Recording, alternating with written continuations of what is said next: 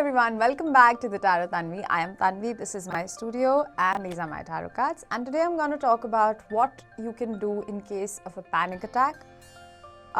In case you're in the middle of a panic attack, what to do, okay, and how to prevent anxiety attacks and anxiety in the future. So a panic attack happens usually when you begin to think a lot about a scenario in the future that has not happened, but you just think that the worst situation is something that is going to play out in the future. And what if it happens? And your mind starts to believe that this is something that is happening right now in the present moment, and this is really happening. And so it sort of has like this fight or flight mode. Okay, your mind, it goes into this panic mode where it perceives a situation that you are sort of imagining in the future, which is not real. You keep thinking about a scenario in the future that is not happening right now, and so your mind thinks that there's an actual danger. Now imagine the origin of anxiety or panic comes from the fact that when we were in the olden days, there were situations when we used to live in jungles and we had to fight an actual lion.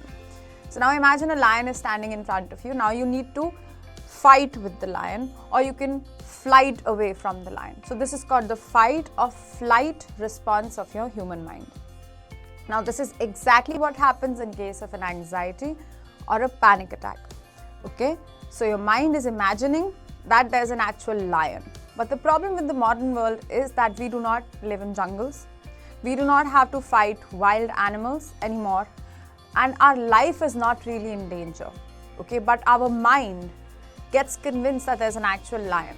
So our body reacts in a similar way. It gets so much energy to either fight, that can be used to fight with the lion, or run away from the lion. Now this is exactly what happens during a panic attack. Your digestive system goes shuts down, and all your blood starts to pump really fast so that you have a lot of energy in you. Okay, but there's no lion. And now we're just imagining random scenarios that may or may never happen. And 99.9999% of the times, the things that we fear are worst case scenarios never really happen in our real life. Okay, things have always worked out in one way or another. We've always come out of situations that we thought that we could never come out of. Okay, but your mind does not understand this. Now, this is the similar concept of anxiety. Now, what you can do in this situation when you're in the middle of a panic attack, this is called 5-step rule, but I would add a 6th step. So, we have 5 basic senses. What you have to do is you have to bring your attention in the present moment, okay? So now, with your eyes, look at 5 things. You have to really point out and look and describe 5 things around you. For example, I see a red electric guitar, okay, and a blue table mat. Okay, so you have to describe 5 things that you see. Then you have to describe 4 things that you can touch. So you physically go and touch 4 things. Okay, then you have 3 things. 3 things that you can hear.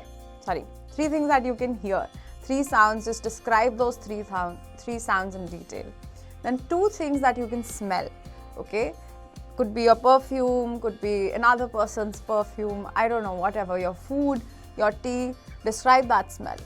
And then lastly, 1 thing that you can taste. So maybe like drink, have a sip of some juice, some aloe vera juice. Avoid tea and coffee. In this case, yes, aloe vera juice is really good.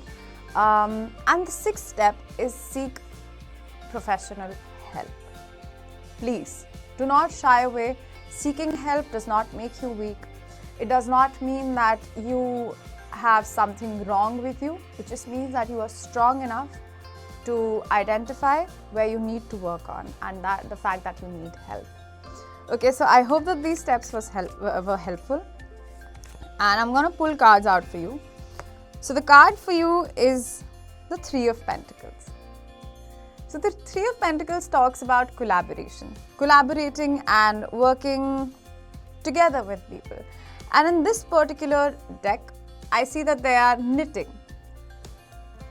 So I again, like always, I really love how the message and the card is sort of like a similar thing and is like a validation of the message that I give.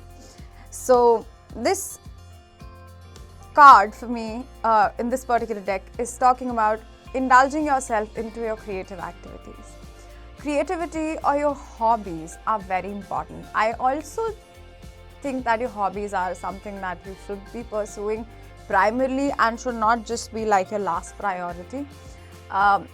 It should be more important than any other person, any other job that you're doing. Trust me, it has to be that way. So think about the hobbies that you love, that you put on the back burner, that you think are not as important as the job that's giving you anxiety, okay, all the time. So think where your priorities lie. Is the job that gives you constant amount of stress and anxiety more important than the activity that you love and makes you feel fulfilled? Think about it and spend your time accordingly and wisely. Also, in case you would like to book a personal reading with me, you can always contact me on my Instagram, on my YouTube, or on my website. All the links are in the description of this episode, and I will see you again next time. Bye bye.